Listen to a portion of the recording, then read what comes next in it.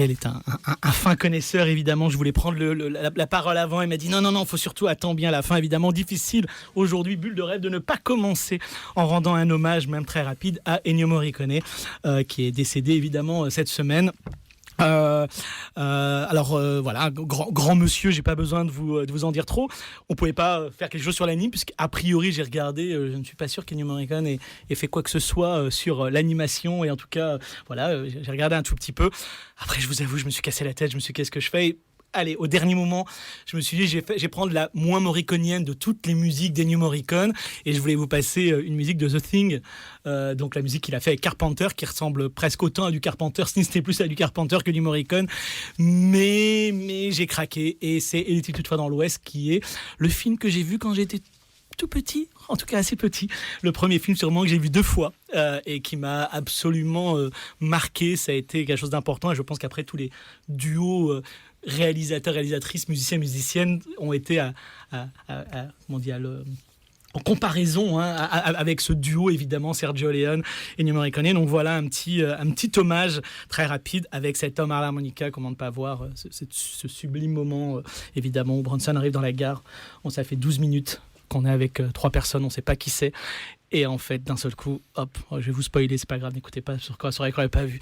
Et d'un seul coup, tout le monde dégaine, plus personne n'est debout, même ce type à l'harmonica. Et bon, visiblement, le producteur a eu un peu peur et aurait dit à Léon, non, il faut quand même qu'on voit l'homme à l'harmonica bouger encore un peu, sinon Léon voulait couper. Et en fait, on y avait passé un quart d'heure comme ça, avec des personnes qui venaient de mourir en 30 secondes. Film numéro 1 du box-office quand même, à l'époque. Ça fait quand même rêver, par rapport aux Avengers et à tous les trucs qu'on a. Et ça fait un peu OK boomer, je sais de dire ça, mais quand même, c'est quand même autre chose. Ces films de quasiment 3 heures avec des vrais acteurs et tout ça. Ceci étant dit, je suis ravi puisque donc Alexis Finot au micro, Bulle de rêve bien sûr sur l'antenne de Radio Libertaire, et on a quasiment toute l'équipe aujourd'hui autour. Marie-Pauline Mollaret, bonjour Marie-Pauline Mollaret, bonjour Marie-Pauline. Bonjour Alexis, bonjour tout le monde. Pascal Leduf, bonjour Pascal. Bonjour Alexis, bonjour tout le monde. Et Nicolas Tisse, le pourfendeur des films. Bonjour Nicolas. Bonjour. Et on a même, il ne parlera pas forcément, mais on a même un jeune étudiant, prochainement à l'ASA, Arthur. Je peux dire bonjour quand même, parce que voilà. Bonjour tout le monde. Voilà, qui est là, qui est présent dans le studio. On verra si... il a des choses à dire, des films à nous conseiller. Un petit peu plus tard, une émission qu'on a voulu très tranquille aujourd'hui, un petit peu pour ce retour de quasiment toute l'équipe. Ah, mais bien sûr, j'ai oublié quand même de faire un bisou à Antoine Bieber. Je ne sais pas si je devrais lui faire un bisou, parce que de toute façon, il est en train de s'amuser, en train de prendre du bon temps, mais si quand même on l'embrasse. Et voilà, on lui souhaite plein de bonnes choses. Voilà où il est, de bien profiter. Et bonjour à Sylvie Dimec, qui me dit bonjour aussi en SMS, donc bonjour à elle. Et un dernier bonjour, comme ça c'est fait. On finit une année de... merci à tous les 4. On était 6. On se retrouve à 5 au bout d'une année donc de cette nouvelle équipe de Bulle de Rêve. Merci à vous d'être venus consolider, soutenir cette émission. Et donc on va remercier notre auditeur fidèle, Fabien. C'est notre auditeur. Je suis persuadé qu'on en a plein d'autres, mais Fabien, il est là tout le temps. À chaque fois, il me dit, tu veux l'émission? Je l'ai enregistrée parce que le podcast marche pas forcément bien, etc. Merci à toi d'être là, parce que voilà, c'est toujours bien au moins de se savoir écouter d'une personne, même si encore une fois je sais qu'il y en a plus, mais voilà.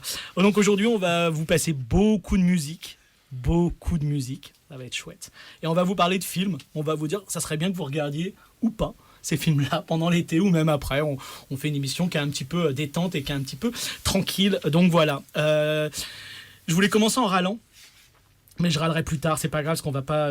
J'en ai marre de commencer toujours en râlant.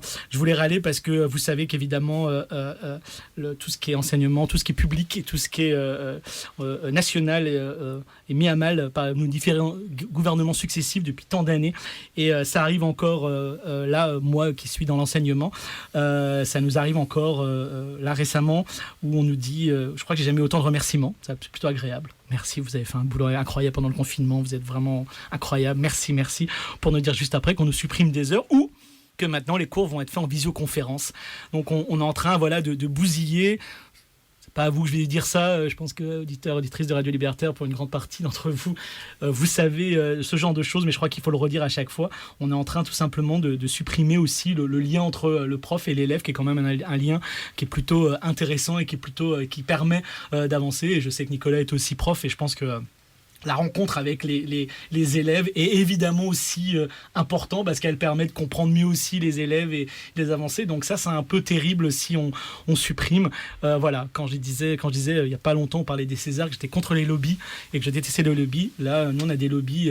Alors, Nicolas n'est pas là, donc voilà, c'est Ariel aujourd'hui, mais donc sinon j'allais me méfier. Tu ne perds pas au change. Prof, je ne perds pas du tout au change, tout à fait. Mais Nicolas étant prof de maths, si je dis pas de bêtises, je voulais pas dire de bêtises sur les profs de maths, mais voilà, on a plein de lobbying qui nous empêchent d'avoir un petit peu des cours importants, et comme là l'histoire du cinéma ou d'autres choses, du dessin ou des choses comme ça qui sont supprimées au fur et à mesure, ce qui est quand même un peu une catastrophe. Et donc un dernier remerciement qui sera, alors là c'est vraiment très personnel, mais je trouve toujours fort les gens qui se battent et qui sont là pour tenter de conserver les choses. Et Jean-Pierre Denève, dans le DMA de l'ESSAD, fait un boulot qui est énorme. Il passe un temps monstrueux sur ses week-ends, ses soirées, pour tenter de sauvegarder tout ça. Et je leur dis bravo à lui et bravo à tous ces gens qui se battent pour sauvegarder tout simplement ce qui fait aussi l'éducation publique qu'on a en France, et qu'il faut absolument évidemment sauvegarder.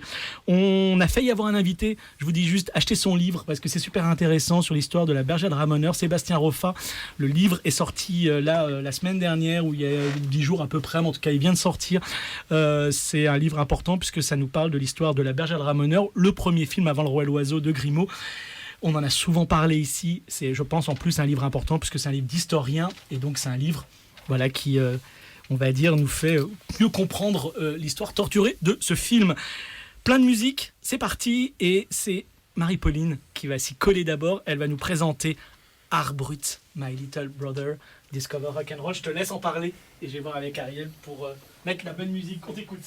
Je crois que tu as presque tout dit, puisqu'on va écouter Art Brut. Ça, c'est le nom du groupe, et le titre s'appelle My Little Brother. Et je sais pas, je pense que c'est une bonne manière de commencer l'émission, puisque ça déménage un petit peu. Merci Marie-Pauline donc pour cette proposition. Art Brut, My Little Brother, c'était parfait en effet pour commencer. Allez, donc on a dit qu'on allait proposer des films comme ça. Pascal, à toi, c'est toi qui commence. Ah, c'est moi qui commence. Est-ce que tu as, je sais pas, alors on va faire des petites bribes de 5-7 minutes à chaque fois, puis on passera un petit bout de musique, et puis on refera un truc. Donc on t'écoute un ou deux films, comme tu veux, voilà, des choses à proposer. Alors le confinement m'a permis de découvrir des réalisateurs dont j'ignorais l'existence ou mal. Et en réfléchissant à quel film j'allais aborder aujourd'hui, je me suis dit tiens, je vais parler de japonais érotique, bon, tant qu'à faire. Donc, il y a Futon de Yoriko Mizushiri. Je ne sais pas si, voilà, j'aime bien la délicatesse comme ça érotique de ce court-métrage qui prône l'indolence sous la couette, la grâce matinée prolongée, comme une rêverie éveillée. Donc ça me plaît plutôt bien. Avec une idée de pratique, qui pratique les associations d'idées assez gourmandes et sensuelles, où le café, la fraise, le sushi sont à la fois des choses qu'on déguste, mais aussi des choses qui éveillent des sensations un peu différentes. Et voilà, ça m'a plutôt... Quand la goutte de soja tombe sur la fraise, comme ça. Oui. Avec tout ce que ça évoque de trouble et d'ambigu. Et voilà, j'ignorais la puissance érotique du sushi, donc j'ai découvert avec ce film-là et l'autre film qu'elle a fait qui s'appelle carrément Sushi. Juste, elle a fait aussi elle a fait tout l'habillage du prochain festival de Zagreb, donc aura lieu fin septembre. Parce que voilà, et je trouve que c'est l'un des plus beaux habillages visuels qu'on ait pu faire pour un festival. C'est pareil, toujours comme tu dis, une sensualité, d'une douceur comme ça absolument incroyable. Ouais, j'adore comment ces images se superposent, s'additionnent, elles se contredisent tout en se complétant. On glisse d'un objet, on ne sait plus si on regarde un sushi ou un chausson qu'on enfile. Et j'aime bien cette paresse du dimanche matin. Ça pourrait être un lundi aussi, mais cette femme allongée sous sa couette qui dit est-ce que je me réveille, est-ce que je prends un café, non je le renverse.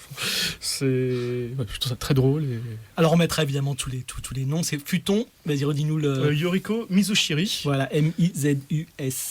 Ah oui, pardon. Mizushiri. Voilà, Mizushiri. Yoriko. Voilà, donc, très bien. Un deuxième film.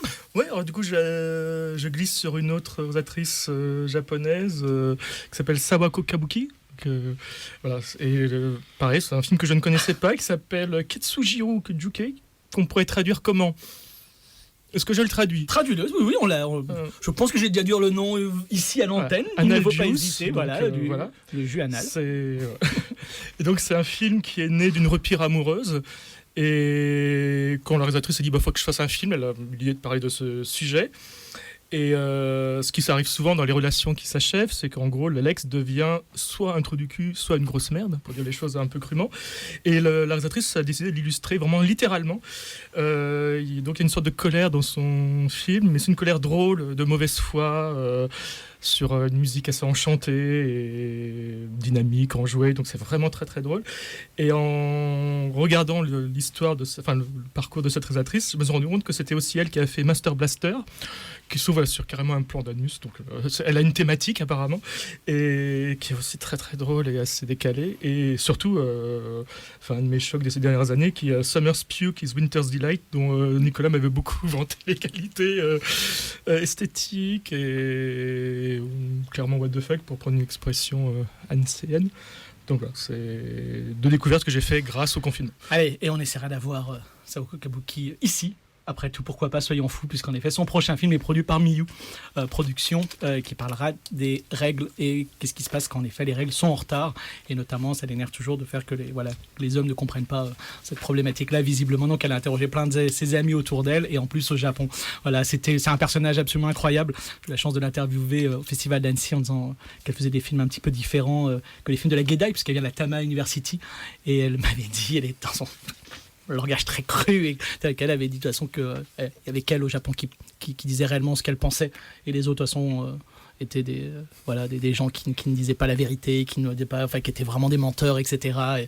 Et qu'elle était la seule à dire les choses vraies telles qu'elles sont. Mais c'est vrai, c'est un vrai personnage, un beau personnage qui fait du bien en tout cas dans un truc. Marie-Pauline. Mais oui, mais moi j'ai surtout envie de dire, ce que vous n'avez pas du tout signalé, c'est que c'est une réalisatrice hyper féministe, et c'est hyper intéressant de voir son travail aussi sous cet angle-là. Enfin, moi, c'est ce qui me fascine vraiment, la manière dont elle a de traiter tous ces problèmes, et j'ai hâte de voir son film sur les règles. Tout à fait.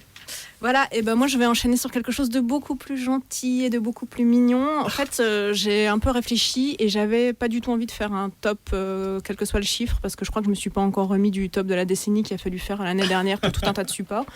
Donc voilà, j'ai un peu pioché dans des films que j'avais vus dernièrement, soit des choses récentes, soit des choses que j'ai redécouvertes. Et j'ai envie de parler d'un film qui est un film tout simple, qui est réalisé par un réalisateur qui s'appelle Michael Dupré, qui a fait presque tout seul. Donc moi j'aime bien comme ça les gens qui font des films presque tout seuls. C'est pas toujours des films qui vont révolutionner le cinéma, mais est-ce qu'il y a besoin de révolutionner le cinéma à chaque film ? Bien sûr que non. Et donc voilà, moi j'aime bien, ça s'appelle Luge. Le film était notamment à Grenoble et c'est une histoire toute simple au milieu de la neige entre un frère et une sœur, et avec l'idée de renouer avec des souvenirs d'enfance et avec des sensations d'enfance comme ça qu'on essaye de retrouver et que par définition on peut pas retrouver en fait. Et je sais pas, j'ai trouvé ça vraiment joli, ça se passe dans la neige, donc c'est tout blanc, c'est très épuré. Et au début on comprend pas trop, ça parle beaucoup avec des dialogues qui sont un peu bateaux, j'ai envie de dire, comme entre un frère et une sœur qui font une balade, on sent qu'elle, ça lui tient à cœur, lui il s'en fiche complètement. Et c'est très joli sur ce que ça raconte aussi sur les rapports entre frères et sœurs. Je suis très content que tu parles de Luche, un film que j'aime beaucoup, que j'avais sélectionné au Piaf et que j'avais regardé plusieurs fois en me disant, à la fois c'est drôle, c'est ces films, vous savez, on a peur de passer à côté parce que finalement, comme tu dis, ça raconte pas grand chose. C'est un peu facile comme phrase, et à la fois ça raconte tout, puisque ça raconte juste ces petits moments de vie qu'on vit à chaque moment, en effet, avec un ami, un frère, une sœur, enfin voilà. Et ces moments, et je trouve que le moment où, à un moment donné, il va prendre le bus parce qu'il doit partir, puis on se demande s'il va parvenir, et c'est à la fois important et pas important. Je vous dirais pas, mais voilà, et je trouve que c'est un film qui est tout en douceur, et c'est un film qui, je trouve, aurait mérité d'être dans beaucoup plus de festivals en tout cas, et notamment dans ce côté autoproduit. On va laisser Nicolas réfléchir un tout petit peu parce qu'il n'a pas complètement préparé, mais c'est pas grave, donc je vais dire... Si, moi il y en a un que j'aimerais bien... Alors vas-y, c'est parti. Parce qu'en fait, tout à l'heure, comme j'ai ramené les bonbons et qu'Alexis était en train de jouer avec des Haribo en forme de dinosaures et de faire une bataille de dinosaures, d'un coup ça m'a fait penser à un merveilleux film de fin d'études d'une réalisatrice qui vient de Casques, l'école d'animation de Gand, et en fait qui avait fait en 2016, et son film est disponible sur Vimeo, un film en volume qui s'appelle Kitten Instinct, qui dure 16 minutes 40, et avec des dinosaures qui se battent, et des petits chatons aussi. Et en fait, tout en pâte à modeler, c'est un truc qui va complètement dans tous les sens, qui est un gros n'importe quoi, qui est bien flashy avec plein de couleurs et qui est trop mignon. Et donc voilà, quand j'ai vu Alexis en train de jouer avec ces petits dinosaures en bonbons, j'ai pensé à ça et je me suis dit que ça serait pas mal d'en faire peut-être un remake avec des bonbons Haribo, justement. Alors ce que je te propose, c'est que tu vas nous annoncer la chanson que tu nous proposes, qui, et oui, comme quoi tout arrive, Nicolas nous propose une jolie chanson. On va voir si elle est vraiment jolie, mais en tout cas voilà une jolie chanson. Je te demande juste de la préparer, je vais voir avec Ariel. Du coup, est-ce que je peux... Mais voilà. Mais oui. Non, je vais juste poser une question à Nicolas. Du coup, c'est... Donc en fait, tu nous achètes des bonbons pour te donner des idées. Exactement. Donc n'hésitez pas à aller sur Vimeo, aller regarder Kitten Instinct de Lisbeth Ekman.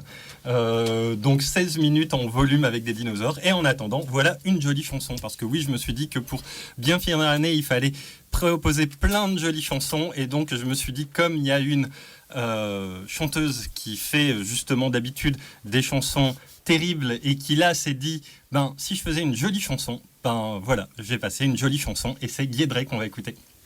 Merci beaucoup Nicolas pour cette proposition. Donc Bulle de rêve, continuez à regarder toutes ces chansons, beaucoup sur YouTube, notamment sur sa chaîne. Et en effet, normalement, c'est beaucoup plus pire que... Bon, je sais pas si je parle très bien français, mais en tout cas, c'est évidemment...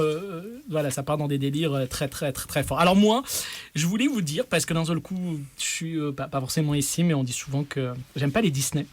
Donc je voulais vous proposer mes Disney préférés en long métrage. Voilà. Donc à regarder absolument. Uniquement parce que j'aime bien le bouquin. C'est pas forcément une grande réussite, mais Alice au Pays des Merveilles, 51. Je commence par là. Je crois que j'aime bien, pourtant Dieu sait si j'aime pas trop, mais j'aime bien Bernard l'Enchanteur, Sword in the Stone, 63. Je passe à 63. Après, là je suis désolé, j'ai mes deux films moi de jeunesse. Les Aristochats en 70 et Robin des Bois en 73. Faut absolument voir. Moi, j'adore les Aristochats. Puis je vous avoue que Robin des Bois, je l'ai vu, j'avais le petit vinyle, on me racontait l'histoire, enfin, etc. Donc ça reste quelque chose. Ensuite, on passe en 1985 avec The Black Cauldron, en français Taram et le Chaudron Magique, un des films les plus dark de Disney, puisque ça a même posé des problèmes à l'époque, etc. On voit des squelettes. C'est un film moi, que j'aime beaucoup et que je trouve vraiment très, très, très important. Et en plus, en 85, l'année d'après, paf, de nouveau un coup de magicien des studios Disney, 86, The Great Mouse Detective, en français Basile, détective privé, où on voit un Sherlock Holmes, donc c'est une petite souris qui habite chez Sherlock Holmes, et on voit le Sherlock Holmes fumer, ce qu'on ne verrait plus dans les n'importe quel long métrage aujourd'hui, et surtout le film vaut pour le méchant, l'un des meilleurs méchants de Disney, qui est Ratigan, à voir en anglais, puisqu'en anglais, Ratigan est fait par Vincent Price, qui donne une voix absolument incroyable, et il y a une chanson à un moment donné qui est absolument géniale. Et on s'arrête presque là, donc 89, allez, j'en garde un en plus, qui est Lilo & Stitch, 2002. J'avoue que j'aime bien Lilo & Stitch, cette espèce de petit martien insupportable et un peu détestable. J'aime bien. Je sais qu'il y en a qui aiment beaucoup Cusco. Je suis un peu passé à côté de Cusco. J'étais trop vieux. Mais en tout cas, voilà, Lilo & Stitch. Donc, c'est bien aussi les Disney. On les critique souvent. Il y a des bons Disney, bien évidemment. Donc, voilà quelques-uns de mes Disney préférés que vous pouvez regarder. Et si vous voulez regarder quelques autres longs métrages américains, je vous conseille le film des Simpsons, quand même, parce qu'il est vachement bien. Tempête de boulettes géantes, parce que c'est vrai que c'était un film assez étonnant quand moi je l'ai vu. J'enfonce une porte ouverte, mais pour les gens de Bulle de rêve qui ne sont pas spécialistes d'animation, il y a des gens qui vont écouter et qui ne sont pas. Le Géant de fer de Brad Bird, film absolument extraordinaire dans les années 50, moi, qui est un film que j'aime énormément. Wizards, sorcier de Ralph Bakshi, qui est un film très intéressant sur aussi la dictature et sur un mélange comme ça de techniques. Et je vais finir par un film qui est pas aimé et qui est même pas aimé tellement par son auteur. Et moi, c'est mon film préféré de cet auteur, c'est The Tune de Bill Plympton. Plympton préfère ses côtés un peu plus violents, un peu cul, etc. Et The Tune est beaucoup plus mignon. Il y a quelque chose que je trouve très tendre dans The Tune et qui est pour moi largement le meilleur film de Plympton par rapport à ça. Et pour finir les longs métrages, regardez tout Henry Selick, parce que c'est un génie et qu'on a suffisamment dit que l'étrange Noël, j'ai encore des élèves qui me disent l'étrange Noël de Monsieur Jack, c'est Tim Burton. Non, c'est Henry Selick, S-E-L-I-C-K, qui a fait James et la pêche géante, le sublime Coraline, et qui là est obligé de travailler avec Netflix puisque Disney lui a coupé les fonds pour son prochain film. Donc voilà, ça c'était des longs métrages. Nicolas, il n'a rien à dire. Marie-Pauline, un autre film à proposer ? Oui, je peux, si tu veux, me faire le porte-parole. La porte-parole d'Antoine. Alors c'était pas maintenant, mais c'est pas C'était grave. pas maintenant. On y va absolument. Tu veux faire le porte-parole d'Antoine? Non, on va attendre juste après, si ça te dérange pas, puisqu'on lancera le morceau après d'Antoine. Mais on peut dire à Pascal, puisqu'en plus le morceau d'après, on aura le temps tous de respirer, puisque Pascal nous a trouvé un long morceau. C'est Pascal lui-même. Donc Pascal, tu peux nous parler d'un autre film que tu voudrais nous proposer, et tu peux même ensuite lancer le morceau de Jarvis Cocker. Déjà, on t'écoute sur le film que tu veux.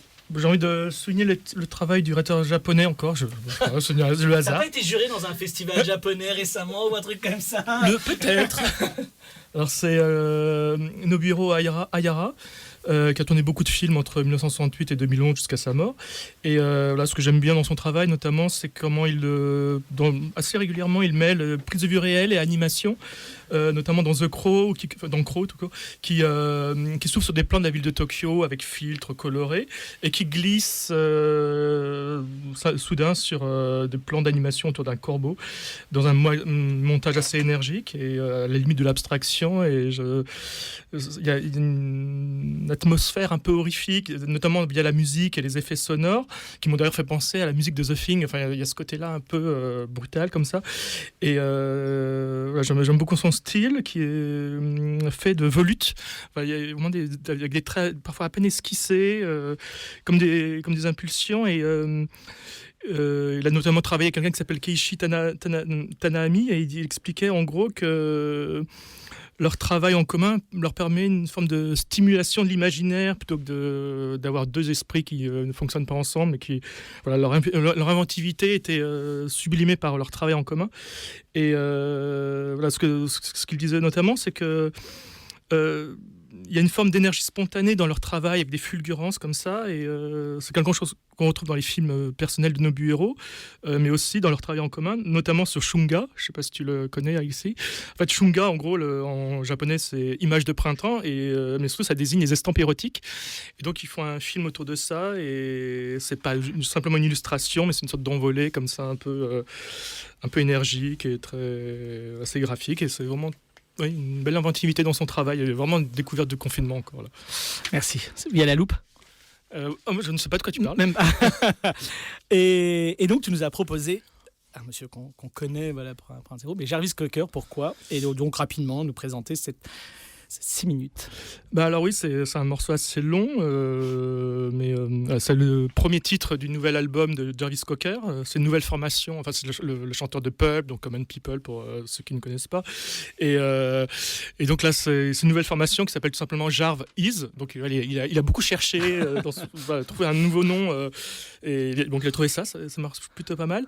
Et c'est sa capacité toujours à trouver des mélodies assez entraînantes sur des sujets déprimants comme le chagrin d'amour, la rupture amoureuse, là une histoire qui sépare deux amants. Enfin voilà, donc il y a une belle énergie, ce genre de musique qui donne envie de danser sur la table. Enfin bref. Et voilà, c'est des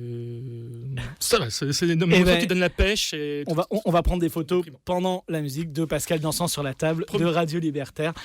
Ça donnera comme ça plein d'autres idées de films à Nicolas, puisque moi de me voir jouer avec les trucs, voilà, ça fait sortir des choses. Ariel, j'allais t'appeler Nicolas, pardon. Ariel, c'est l'habitude. C'est pas grave. On écoute donc House Music All Night Long de Jarvis Cocker. Merci Pascal, la voix superbe de Jarvis Cocker. Et tu voulais dire le nom de l'album, donc de Jarvis Beyond the Pale. Beyond the Pale, qui sort quand? En septembre, a priori, à moins que ça ait changé. Mais... À moins qu'on soit reconfiné. Spotify. Si on est confiné, on n'aura rien d'autre à faire que d'écouter l'album en même temps. Oui, mais est-ce qu'il sortirait ce genre de choses? Ça veut dire plus de magasins ouverts, etc. Spotify. Tu cites un... Je cite Deezer aussi. Ouais, parce qu'en fait, Deezer, c'est vachement mieux. J'étais surpris que tu sautes Spotify. On dira rien, vous écoutez absolument ce que vous voulez, ou même en pirate, il n'y a aucun problème. Donc, YouTube. Donc voilà, il n'y a absolument aucun problème. Il y a les clips sur YouTube. Et il y a les clips, et tout ça. Nicolas, T'as une idée de film ou pas forcément? Je reviens de temps à autre, c'est pas grave. Hein, c'est pas, on fait encore moi une je fois. pense qu'on devrait regarder absolument tous les longs métrages, comme on parlait de longs métrages tout à l'heure, de Jens Zankmeyer, pour citer quelqu'un qu'on cite tout le temps. Surtout que c'est vrai qu'il ne faut pas oublier qu'ils sont disponibles en plus en DVD et qu'ils ont été restaurés par un tout petit éditeur qui ne fait jamais de communication, jamais de publicité et auquel on ne fait jamais de publicité. Donc personne ne sait que les DVD existent. Et donc c'est DVD, avec des livrets. Avec les livrets, etc. Bien écrits, bien rédigés. Et les films sont vraiment magnifiques. Donc qui sont édités par j'ai jamais oublié le nom, mais c'est pas grave, c'est un éditeur de Montreuil. Tu vas le retrouver. On va retrouver. Mais en tout cas, il y a quasiment, tous les longs métrages, et notamment, tous les longs métrages, peut-être pas le dernier, je crois pas qu'Insecte soit sorti, mais en tout cas, Survivre à sa vie, qui est quand même un film qui a 10 ans aujourd'hui, qui n'a pas pris une ride à mon avis, et qu'il faut absolument voir. Surviving Life, qui n'était pas sorti en France malheureusement en salle non plus, et qui est une espèce de folie furieuse de Jens Zankmeyer qu'il faut absolument voir encore aujourd'hui. Alors c'est rigolo parce que moi c'était les éditions de l'œil. Éditions de l'œil. Voilà. Bravo, tout à fait. J'ai plein de petits trucs et donc c'était mon petit 5, Jens Zankmeyer, dont je vous reparle et on vous a reparlé. Mais c'est pas grave, faut toujours en reparler. Ceux qui ne connaissent pas et celles qui ne connaissent pas. Alors moi, j'avoue que je dirais plutôt 2 films à regarder, 2 longs métrages. Alice, son adaptation d'Alice au Pays des Merveilles, absolument incroyable, qui n'est pas édité. Qui est édité par Malavida. Qui est édité par Malavida. Mais pas par l'édition de l'œil, sans le livret malheureusement, mais qui est édité quand même. Mais qui est édité, qu'il faut absolument regarder. Et Oté Sanek, qui là par contre, et Édition de l'œil, qui est édition de l'œil, qui est absolument sublime. Et une fois que vous avez vu ces 2 longs, plus Surviving Life, et pourquoi pas Les Conspirateurs du Plaisir, parce que c'est quand même pas mal aussi, et ben vous retournez voir les courts-métrages, Possibilité du dialogue, Obscurité, Lumière, Obscurité, Le puits, le pendule et l'espoir, Jeu viril.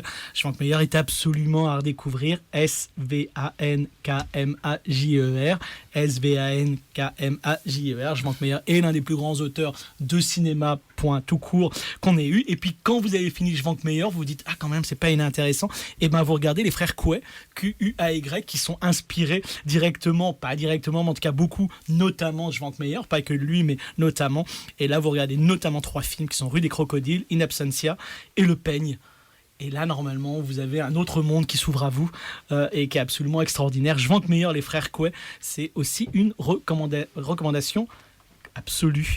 Et un reste qu'après, on va vers Christopher Nolan. Alors, évidemment, on explique pourquoi Christopher Nolan. C'est que Christopher Nolan est un fan des frères Coué. Il a fait un documentaire très moyen, d'ailleurs, Nolan, sur les frères Coué. La seule chose qu'on lui doit, c'est qu'il a produit le dernier court-métrage et il a produit toute une tournée aux États-Unis, en effet, des films des frères Coué en 35 mm, puisque c'est des fanatiques du 35 mm, donc voilà. Mais c'est tout ce qu'on doit à Nolan. Et son documentaire sur les frères Coué est très, très, très, très moyen.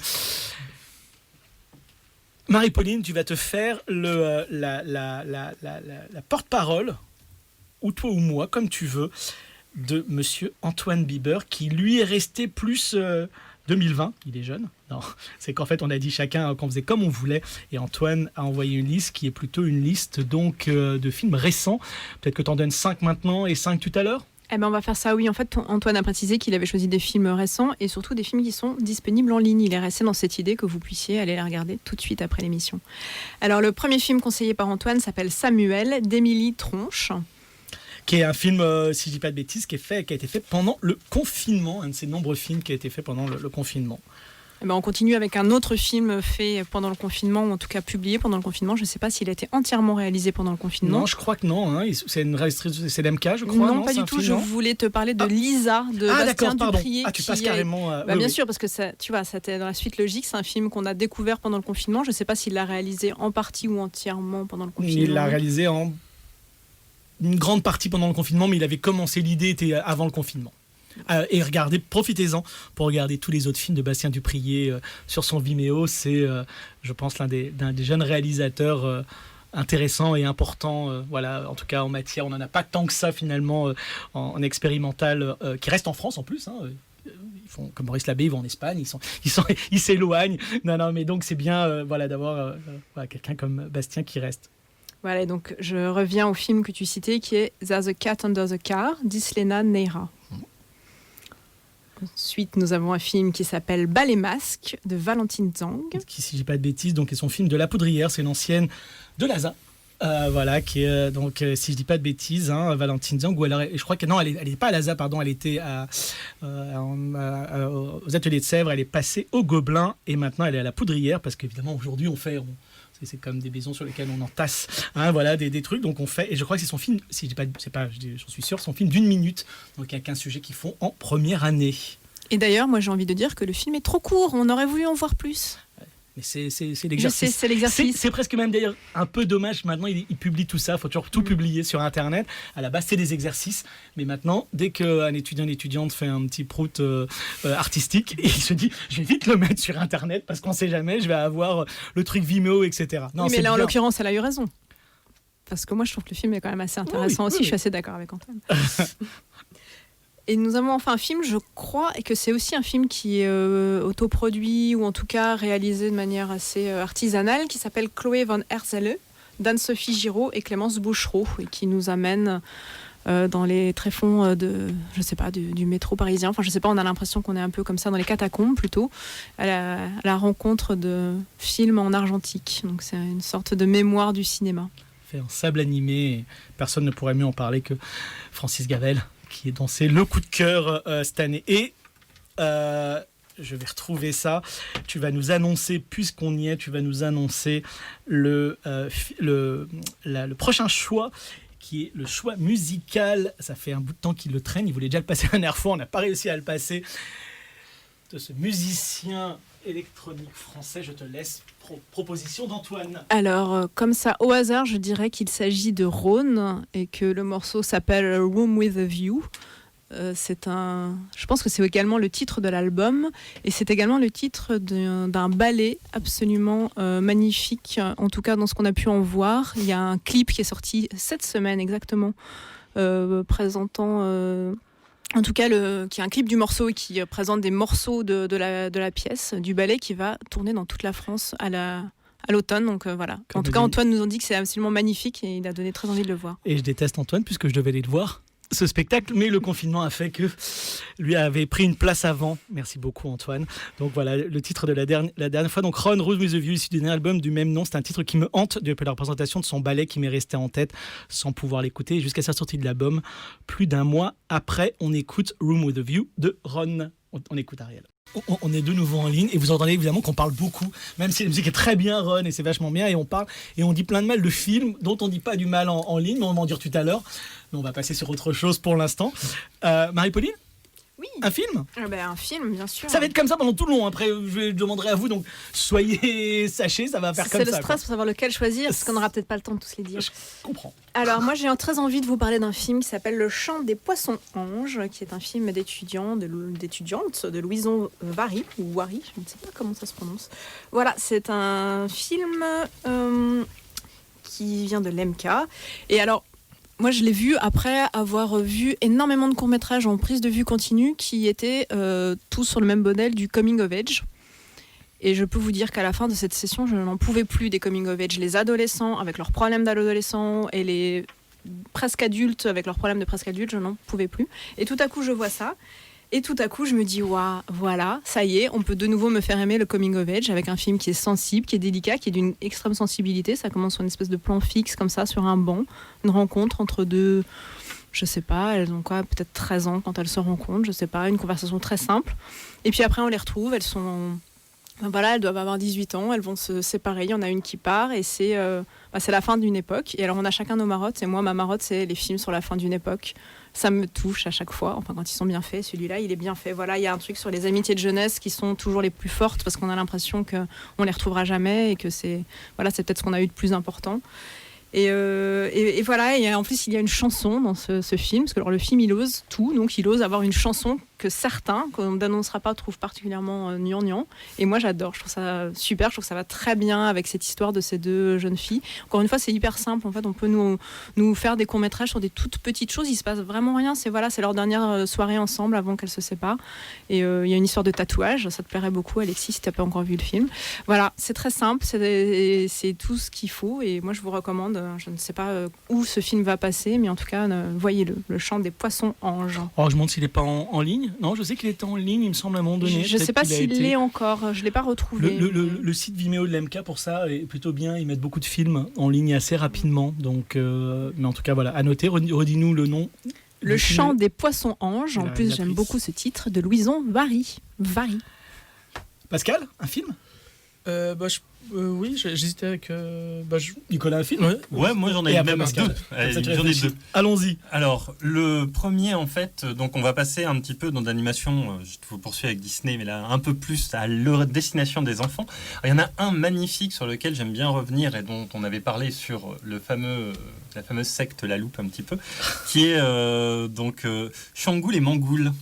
Shangoul et Mangoul, c'est un film iranien magnifique sur une grand-mère chèvre qui part et le loup qui arrive et qui veut manger les petits chevreaux. C'est un film de 2000 réalisé par Morteza Ahadi et Fakonde Torabi. Donc oui, j'ai quand même regardé le nom, je les retiens pas, j'ai un peu de mal, mais voilà. Et en fait, c'est animé sur du tissu brodé et du tissu brodé persan avec de belles couleurs rouges et des couleurs vraiment magnifiques. Et l'animation est vraiment splendide. Ça, je l'ai présenté pour des enfants de 3, 4, 5 ans, donc c'est vraiment pour les tout petits, mais ça fonctionne parfaitement et c'est vraiment magnifique. Et le deuxième Redis-nous le titre, comme ça. Alors, redites bien deux fois les titres que les gens puissent... et voilà. Mangoul. Alors Shangoul, ça s'écrit S-H-A-N-G-O-U-L et Mangoul, c'est M-A-N-G-O-U-L. Voilà. Et ça se trouve sur YouTube. Alors malheureusement, il y a des versions qui sont pas terribles sur YouTube, mais on arrive quand même à les voir et à les trouver et c'est vraiment très joli. Et le deuxième film pour les enfants, c'est un film qui a quand même été primé au Festival d'Annecy cette année, sur lequel il faut revenir. Et comme malheureusement je ne l'ai pas vu, je vais laisser Alexis en parler parce que c'est son préféré et c'est Choum. C'est ça qui se passe hors micro et ça amuse beaucoup. J'ai eu beaucoup de mal avec Choum. Tout le monde m'en avait parlé et Nicolas se dit toujours on n'a pas suffisamment de critiques négatives ou de choses comme ça. Et vous savez, comme je vous disais lors de la dernière émission, on donnera maintenant chaque année à Annecy, on devrait donner le Tis d'or, hein, donc qui est sur la critique la plus méchante que peut faire Nicolas. Et à mon avis, d'autres maintenant peuvent avoir le Tis d'or. Hein. Évidemment, ça vient de lui, mais voilà. Et en effet, on en a parlé un tout petit peu. Marie-Pauline dirait, je suis pas la cible. C'est vrai que j'ai trouvé ça insupportable visuellement. Je trouve ça pas terrible, je l'avoue. Et j'avoue que j'ai eu beaucoup de mal avec cette espèce d'histoire de petite chouette qui se balade avec son œuf, qui va perdre son œuf, qui va le retrouver, qui va pas le retrouver, etc. Par le pas, qui a un petit côté, qui va rencontrer ce côté un peu initiatique de rencontrer plusieurs espèces jusqu'à ce que ça soit la bonne espèce peut-être qui soit.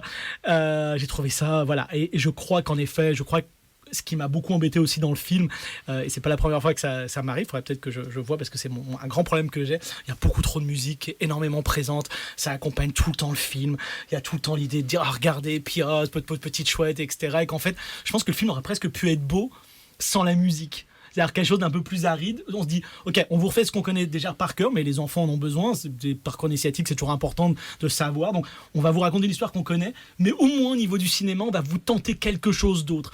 Et là, c'est vrai qu'en plus, je pense qu'il n'y a pas eu de chance, parce que tellement de gens m'ont dit, c'est incroyable. Plus le Grand Prix à Annecy, il y a un côté un peu, wow, c'est le truc génial, quoi. Et tu vois ça, et enfin voilà. Et en plus, je sais pas si tu étais là, mais il me semble qu'on l'avait vu présenter au Cartoon Forum. Oui. Et tout le monde avait adoré le projet à cette époque.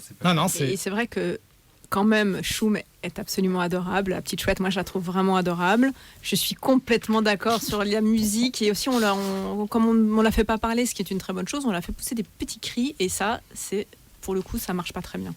Je pense qu'il aurait mieux valu juste qu'elle en fasse le minimum et ça se serait tout à fait suffi à soi-même. Voilà. Pascal, tu devras retenir un peu ton film. Ok. Takahata versus Miyazaki. Fallait quand même le dire à un moment donné, ça commence à bien faire. Oui, Miyazaki est un grand monsieur, mais Takahata, regardez du Takahata, profitez-en. Ce type, j'ai regardé, je me suis dit, je vais regarder quelques films de tête. Donc j'ai noté, j'ai fait Omoide Polo Polo, Souvenir goutte à goutte, qui est La Petite Peste, Nos voisins les Yamada, Pompoko, Kaguya, Pandako Panda, et Goshu de violoncelliste. Et je me suis dit, ça fait déjà pas mal. J'ai regardé sa filmographie, combien il en a fait déjà? Et je me suis rendu compte que j'avais cité quasiment toute sa filmographie. Il manque juste Horus, qui est quand même un grand film. Et un autre film que j'ai pas cité, qui est plutôt pas mal aussi, qui s'appelle Le Tombeau des Lucioles. qui pour vous dire... Donc ça m'énerve un peu parce que Miyazaki dépasse toujours le million, c'est un grand metteur en scène, je ne vais pas... l'idée n'est pas de cracher sur l'un pour remettre en mais ça m'énerve toujours qu'on parle de Miyazaki, là, quand on parle de Netflix, les Ghibli, mais Mononoke, regardez de nouveau, à chaque fois pendant le confinement, regardez les Ghibli. Sincèrement, Miyazaki est un très bon metteur en scène, Takahata est un génial réalisateur. C'est vraiment deux choses différentes. Il va à chaque fois changer de mise en scène, il va tenter des nouvelles choses, il va changer de graphisme, il va changer, et c'est quand même quelqu'un, Kaguya reste quand même un film absolument mais incroyable au niveau de sa mise en scène. Nos voisins les Yamada, qu'on peut louper la première fois parce qu'on peut se dire finalement c'est une espèce de chronique du quotidien d'une famille japonaise, et juste absolument hallucinant. Revoyez, mais vraiment les Takahata, c'est quelque chose qui me paraît complètement fou qu'on abandonne comme ça un peu plus par rapport à Miyazaki. Et avant de vous donner moi ce qu'on va écouter comme musique, les meilleurs longs des années 2000. J'ai fait mon meilleur long des années 2000, donc 20 ans. Vous êtes prêts? Marona dans Kadamian, qui est disponible en VOD et en DVD le 5 août 2020, donc c'est bientôt. Donc Marona, regardez, Louise en hiver de Jean-François Laguioni, bien évidemment. Si vous n'avez pas vu Louise en hiver, mais alors là il est en VOD, regardez-le absolument. Malheureusement pour l'instant introuvable. Villeneuve de Félix Dufault-Laperrière, introuvable pour l'instant, mais j'espère qu'il sera un peu trouvable à un moment donné. Le cinéma, même si je suis moins fan de Seoul Station, de Yeon Sang-ho avec King of Pigs et The Fake, qui est quand même... une espèce d'événement, je trouve, dans le monde de l'animation absolument incroyable. J'aime un peu moins Soul Station parce que je trouve qu'il est trop évident par rapport aux autres, mais voilà, The Fake est... si vous ne croyez pas à l'être humain, regardez The Fake, vous y croirez encore moins. Donc voilà, c'est absolument incroyable. Quand même Mind Game de USA, parce que c'est important. Si vous n'avez pas vu, regardez. Il n'y en a pas beaucoup, hein. J'ai quasiment fini. Allez, je suis désolé, mais j'ai perdu mon corps de Jérémy Clapin parce que oui, on a enfin le nom, à mon avis, d'un réalisateur, d'un grand réalisateur en France. Après Jean-François Laguioni, on a enfin quelqu'un, en tout cas au niveau du long métrage, qui peut prendre son titre. Et même si j'attends à la fois avec inquiétude son nouveau film, je parle pas de Jérémy Clapin, là je parle du prochain, parce que il y a beaucoup plus d'argent, il y a beaucoup plus, et moi j'aime bien quand il fait de bric et de broc. Regardez sûrement peut-être l'un de mes films préférés absolument évidemment de ces dernières années, qui est Jasmine d'Alain Huguetto, film bouleversant. Si vous auditeurs, auditrices de Radio Libertaire, vous n'avez pas vu Jasmine d'Alain Huguetto, précipitez-vous. Film sublime sur cette femme qu'il a laissée en Iran parce que voilà, séparation de couple, et qu'il essaye des années après de retrouver en faisant un film absolument grandiose. La musique qui vient après, le morceau s'appelle Joe Louis Stomp. C'est des Crazy Capers. Pourquoi je sors ça? C'est que vous le savez, j'ai une fierté dans ma vie, j'en ai plusieurs, mais j'ai une fierté. Et l'une des fiertés, c'est mon frère. Voilà, mon petit frère qui est guitariste et qui joue dans plusieurs groupes. C'est l'un de ses groupes, Crazy Capers. Et c'est aussi pour dire que, vous le savez, on en a parlé un peu. On sait que ce gouvernement est nul, ça on le sait, mais que c'est quand même scandaleux ce qu'il fait pour les artistes. Alors, je sais bien que c'est pas la pire, puisqu'il y a deux autres, ministère de la Justice et... Ça, j'ai oublié l'autre, enfin, et de l'intérieur, donc voilà, qui sont des horreurs, on le sait, mais on s'est quand même récupéré Roselyne Bachelot, donc l'ancienne des grosses têtes, qui va, et j'aimerais bien qu'elle fasse quelque chose, parce que les artistes, ça commence à être très dur. Là, mon frère, je le passe, à pas de date pendant je sais pas combien de mois encore, c'est pas le seul, hein, loin de là, c'est vraiment tous les artistes, on peut pas. La fête de la musique, on a ouvert tous les bars parce que ça faisait bien et que le commerce, il faut qu'il reprenne, mais le commerce, c'est pour tout le monde, et comme on disait, certains et certaines d'entre nous, pendant le confinement, si on n'avait pas eu la musique, le cinéma, peut-être les expos virtuelles, enfin tout ça, sans les artistes. Et j'en suis pas un, je ne suis pas, voilà, j'ai pas de, enfin, voilà, j'ai un CDI, etc. Je suis pas, comment on appelle ça déjà, intermittent, merci beaucoup. Mais je trouve ça scandaleux qu'on laisse, même si on dit qu'on va les garder pendant un an et qu'ils pourront faire leurs heures, etc. Voilà, on est dans une situation qui est quand même très complexe par rapport à tous ces artistes qui ont aussi besoin de travailler dans les lieux publics et qui sont importants. Et j'avoue que je préférais, plutôt que d'aller dans un H&M, pouvoir voir voir des groupes jouer dans des cafés et ce genre de choses. On va écouter Joe Louis Stomp, qui est de Coleman, donc de Crazy Capers. On écoute ça, Ariel. Il a failli nous dire, on a loupé, c'était un moment super intense. Nicolas allait nous dire un scoop énorme. Mais ça s'est arrêté, les Crazy Capers, et il nous dira ça lors de la prochaine. J'espère qu'il y a un petit micro qui traîne pour enregistrer uniquement pendant les moments de musique, pour que vous entendiez tout ça. Pascal, un film à nous proposer? Oui, alors c'est un film qui va sortir en salle, mais je ne sais pas quand, dans quelques mois. C'est que j'ai pu découvrir il y a quelques jours grâce à la projection virtuelle au forum. C'est Ongaku Orsand de Kenji Iwaizawa, qui est absolument génial. J'ai pensé parce que tu parlais de musique sur Shroom. Et là, au moins, la musique est utile, intéressante. Narrativement, elle a du sens et vachement génial. Non, j'ai vraiment adoré ce film. Déjà, le graphisme est différent. Enfin, c'est un graphisme original, c'est pas le graphisme attendu. Il y en a plusieurs en cours de film, il y a des variantes. Et j'aime bien l'idée de ces 3 petites frappes qui disent bah tiens, on va faire de la musique parce qu'on a trouvé une guitare, une basse. Oui, une basse, c'est important parce que je ne fais pas la différence et le personnage principal non plus. C'est pareil. Et donc c'est super drôle. C'est comment on fait un groupe. On ne sait pas et donc la réaction c'est on ne sait pas jouer, on ne sait pas jouer d'un instrument. Donc qu'est-ce qu'on va faire? On va faire un groupe. Donc il y a une sorte de logique imparable dans l'évolution narrative du film que je trouve absolument géniale. On ne sait jamais où va aller le film. Du coup je vais pas essayer de pas trop en dire, mais ce personnage qui reste très mystérieux jusqu'au bout et qui passe d'une chose à l'autre, et c'est un film qui a de l'humour, mais c'est pas surtout ça. C'est ce qui compte, c'est cette idée de pouvoir évoluer, de changer, de ne pas rester figé et d'être libre. Et cette liberté se reflète dans la mise en scène et dans l'écriture, ce qui n'est pas toujours le cas. Là, il y a l'envie d'originalité du réalisateur s'impose sur le personnage et le personnage impose son originalité à l'écriture. Je trouve ça assez fascinant. Et puis la musique est géniale. Il y a une envolée psychédélique à un moment. C'est vraiment très très drôle et j'aime vraiment beaucoup ce style, cette simplicité formelle et cette originalité des traits, des visages, des caractères et comment on peut changer les choses juste en les faisant d'une certaine manière. C'est assez. Ouais. J'ai vraiment adoré quoi. Donc Et point commun, tu en parlais tout à l'heure aussi par rapport à ces films qui sont quasiment tout seuls. C'est un film avec très très peu une équipe technique très très limitée, si j'ai bien compris. Et donc il y a toujours cette inventivité là qu'on trouve aussi dans La Jeune fille sans main de Lodenbach. Il a pas fait tout seul, mais il y a une bonne partie qu'il a fait lui-même en animation. Et où encore plus fort ailleurs de Gins Zilbaladis, le film lituanien, qui va sortir en septembre. Et là, il n'y a pas besoin d'être 3000, d'avoir un budget énorme, d'être... on peut faire des films incroyables en étant. C'est ce qui est bien avec ces longs métrages qui, en effet, comme tu le dis, on a eu d'autres films comme ça.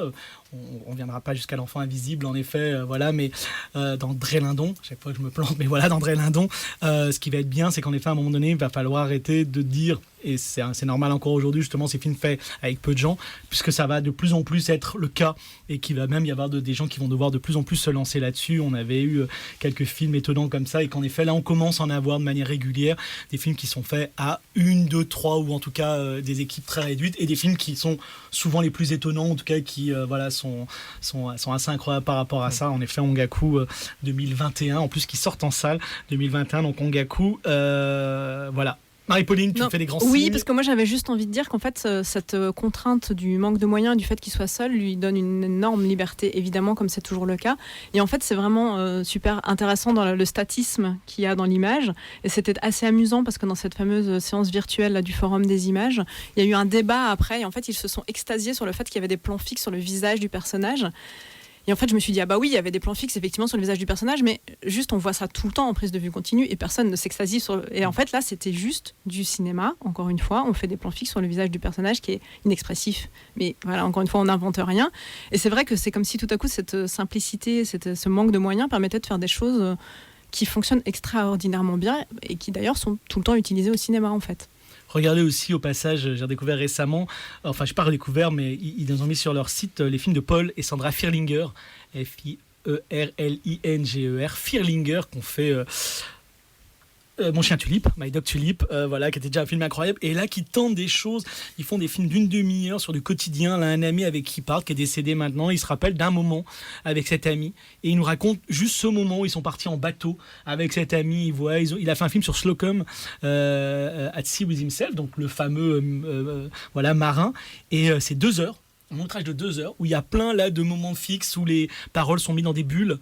parce que qu'il n'y ait pas de dialogue, mais quand même qu'on ait du dialogue. Il y a plein de moments donnés de fixe, il y a plein de moments donnés animés, tout est un mélange et ça fait 2 heures. Et pareil, ils sont juste un tout vraiment très très peu à le faire, et je pense qu'en effet c'est eux aussi et c'est ces gens-là, eux et elles, qui amènent à ce qu'on sait depuis longtemps, l'animation c'est du cinéma avant tout, et qui le font découvrir de plus en plus.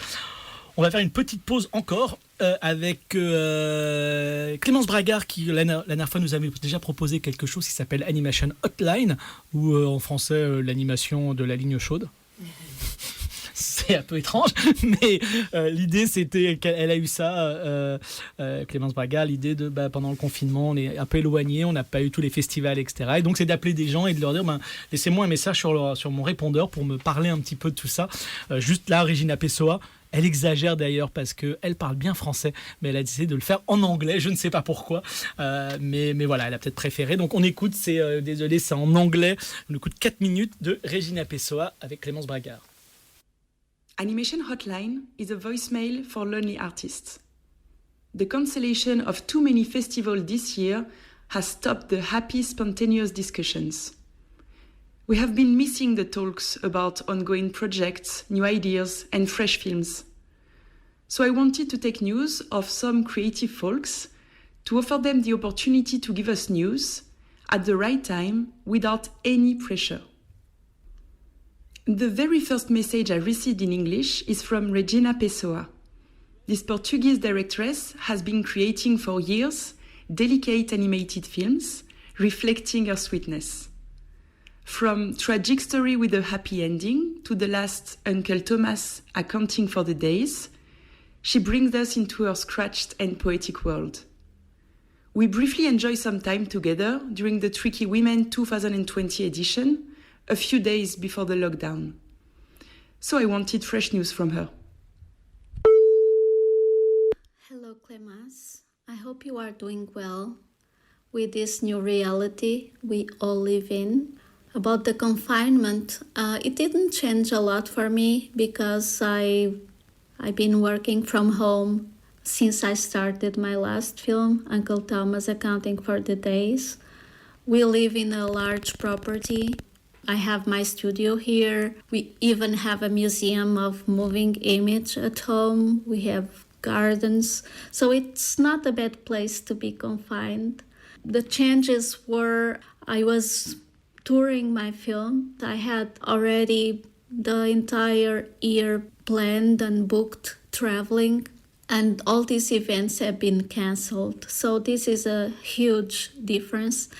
And I had to reorganize all my schedule to the new reality. So work that I was not planning to accept, finally being confined, I accepted.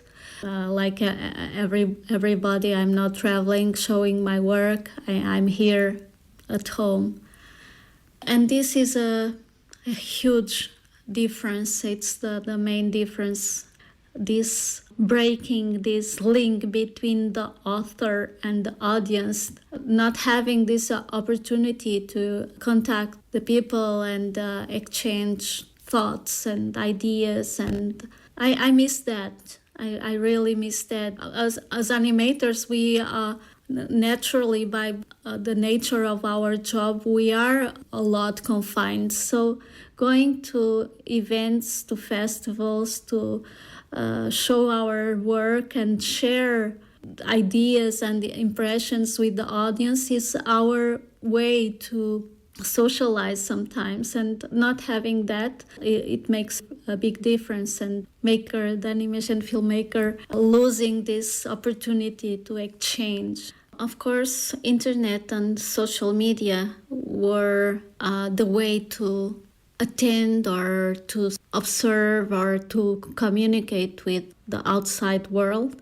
And from my fellow friends, artists, one of that I think is using this period in a very nice and funny and creative way is Phil Malloy. I watched some of his clips that I think he made during this confinement, and they are really good with his exquisite humor and rhythm and apparent simplicity. but so sophisticated. So I would like to know how he's living this period. I'm sure in a very positive and prolific way. Maybe it will be hard to make people go out again. I'm a bit afraid because humans are routine creatures, and now these 3 months of being at home create also the routine of not making the effort to go out. I hope I'm wrong. I hope people will gain again the will to share, at least in culture, the films and the thoughts with other people. Well, I hope we all will find ourselves sharing thoughts and a glass of wine soon. Bye. Merci beaucoup à Clémence Bragard. Donc Animation Hotline, je crois qu'on est un petit peu en retard. Il y en avait un deuxième avec Leonard Cohen. Alors ne confondons pas comme certains peuvent confondre. Leonard Cohen, oui, on est d'accord, était aussi toujours, parce que voilà, un grand chanteur, mais c'est un réalisateur d'animation. Et donc voilà, mais on est un petit peu late. Pourquoi je parle anglais ? On est un peu en retard. Donc voilà. Marie-Pauline ? Oui, avec film. plaisir, un film. Eh ben, écoute, moi je vais te parler d'un film qui s'appelle Mizuko de Kira Dane et Kathleen Rebello. C'est un film hybride qui très intime, qui nous parle du concept japonais de Mizuko. Et donc le concept, c'est d'avoir un lien, en tout cas c'est assez lié aux fœtus qui sont morts avant la naissance, et en fait la manière dont on les perçoit et dont on les considère. Donc évidemment il y a toute une partie du film qui se passe au Japon, puisque Mizuko c'est un concept japonais, et donc où on nous explique qu'il y a des rituels qui sont prévus pour cette relation hyper spéciale. Alors ça peut être évidemment une fausse couche, ça peut être évidemment un avortement, ça marche pour tout. Et c'est un film qui est extraordinairement dense, puisque ce rituel et ce concept de Mizuko est mis en parallèle avec l'histoire de la réalisatrice, enfin de la narratrice, pardon, qui raconte un avortement. Et voilà, et c'est super beau, avec deux formes d'animation complètement différentes qui viennent s'entrechoquer. Et je sais pas, ça amène en même temps des souvenirs d'enfance. Il y a quelque chose de la douceur de l'enfance, et en même temps de cette expérience traumatisante et difficile, et en même temps voilà, ces rituels avec des statues qu'on place et qui deviennent un peu comme les représentantes de ce fœtus mort, auquel on met des petits bonnets, on apporte des offrandes, enfin voilà, il y a vraiment tout un rituel. Donc le film n'est pas du tout documentaire, c'est vraiment quelque chose de très intime et très sensible, et en même temps moi ça m'a fait découvrir quelque chose que j'ignorais, et je trouve que on a vu beaucoup de films sur les questions d'avortement, notamment à Nancy, on en a parlé la dernière fois, et voilà, c'était encore un nouveau volet, une nouvelle manière de penser les choses, et de dire, eh ben oui, pourquoi est-ce qu'on ne pourrait pas s'autoriser à avoir un lien, une pensée, quelque chose, pas tous les jours et pas tout le temps, mais si on en a envie, si on en éprouve le besoin. C'est un film professionnel, film d'étudiant, ça vient d'où, tu sais ? Alors, je ne sais pas du tout. Tu l'as découvert dans les projets. au Champs-Élysées Film Festival, D'accord. Figure-toi. Voilà, c'était un des courts-métrages qui était présenté là. Je vous demanderai juste vous m'enverrez tout ça, comme ça on postera la liste, Oui. Quand même de ce que vous avez. Je peux vous le redire, là c'est dit, ouais. Mizuko de Kira Dane et Kathleen Rebello. Merci beaucoup. Nicolas ? Alors, moi, je vais. Arthur, je te demande pas si jamais tu as un film que tu veux nous proposer, n'hésite pas. Hein. Nicolas, pour l'instant. Bon, alors moi je vais revenir un petit peu sur... J'ai rajouté un film à ta liste des longs métrages préférés, parce que j'aime beaucoup ta liste et j'en remettrai un de plus, qui m'avait marqué quand je l'avais vu. Alors l'une des rares fois où il a dû être diffusé en salle, à Animateka en Slovénie en 2016, donc merci au festival, où ils avaient invité Paul Bush et ils avaient passé Babeldom. Et donc Babeldom, qui est un film qui est apparemment assez rare, mais je crois qu'on peut l'acheter en DVD sur le site de Paul Bush, paulbushfilm.com. Et d'ailleurs on peut voir aussi tous ses courts-métrages, parce que juste pour rappeler, Paul Bush c'est quand même un grand réalisateur de courts-métrages qui avait fait notamment 5 Minute Museum ou Ride parmi ces deux derniers, qui étaient présentés au Festival d'Annecy, mais qui a fait aussi pas mal de films en gravure sur pellicule, notamment The Albatros, qui est d'ailleurs maintenant disponible aussi sur Vimeo via son site en 1080p, donc dans une version magnifique tirée du poème de Coleridge en une gravure magnifique. Et donc Babeldom, c'est un film qui lui est vraiment un film assez hybride, qui est sorti en 2011, qui s'éloigne complètement de ce qu'il avait fait avant, où en fait on a deux voix off qui sont amantes, qui discutent dans une espèce de de monde qui peut ressembler à du Bruegel ou les cités imaginaires de Italo Calvino, qui prend aussi des éléments, j'ai l'impression, à Chris Marker, sauf qu'au lieu de level 5, on est plus dans un level infini, tellement on va loin. Évidemment, on parle de Babel, la tour de Babel, de tout quelque chose de mythologique. On rentre dans cette tour, on va vraiment dans des espèces de labyrinthes obscurs, assez étranges. Et en fait, il est vraiment à la frontière, il parle de fantômes, et on est vraiment à la frontière de différents genres. On est à la frontière justement de la fiction, du documentaire, on est à la frontière de la prise de vue continue, de l'animation, on a de l'imagerie informatique, on a des caméras de vidéosurveillance, on a énormément de choses qui s'entrechoquent, qui s'entremêlent et qui se confrontent, et le tout dans une narration qui est assez étrange, parce qu'en fait elle n'est pas non plus plombante, et justement parce que je crois que le fait qu'on ait deux voix off mais qui se discutent, qui se parlent l'une avec l'autre, ça rend les choses encore complètement différentes. Et je pense que Babeldom, c'est vraiment un des grands longs métrages aussi de ces 20 dernières années, mais qui malheureusement n'est pas assez visible. Et c'est toujours intéressant quand quelqu'un vous reparle d'un film régulièrement, c'est que ça veut dire que réellement il est important, puisque c'est pas la première fois que Nicolas m'en parle, et on sent que c'est quelque chose qui est resté en tout cas dans la mémoire. Donc ça prouve que c'est un film qui est important.